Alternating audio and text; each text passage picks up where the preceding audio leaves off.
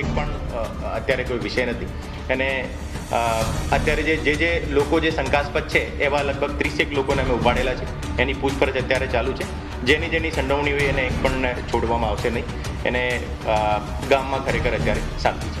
કારણ શું છે આ કે છેલ્લા 1 વર્ષથી બંને વચ્ચે બંદૂક છે, આ સામે નાની મોટી તકરાર થતી? એમાં જે સોશિયલ મીડિયામાં એકબીજા જે પોસ્ટ મૂકતા હોય જોઈએ, જે ખરેખર જે વર્ચસ્વની યુવાનોને વર્ચસ્વની લડાઈ છે ખરેખર, કે એક જૂથના યુવાનોની જે છે આ કે ભાઈ અમે વધારે ફેમસ છે સોશિયલ મીડિયા ઉપર, બીજા રીતે વધારે ફેમસ છે.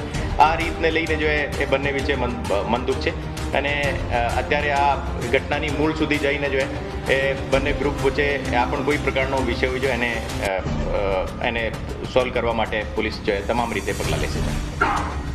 સર, અત્યારે કયા પ્રકારની કાર્યવાહી? બંને જૂથ વિરુદ્ધ ગુનો દાખલ થયો છે, કઈ કલમો? બંને જૂથ વિરુદ્ધ જો ગુનો દાખલ છે, રાઇટિંગ અને ઇન્જરીનો ગુનો દાખલ છે. અને અત્યારે અમારી એક ઘરમાં જઈને જો કોમ્બિંગ ચાલુ છે અને આસપાસના ખેતરમાં પણ જે કોઈ છુપાયેલા હતા એક પણને પણ છોડવામાં આવશે નહીં.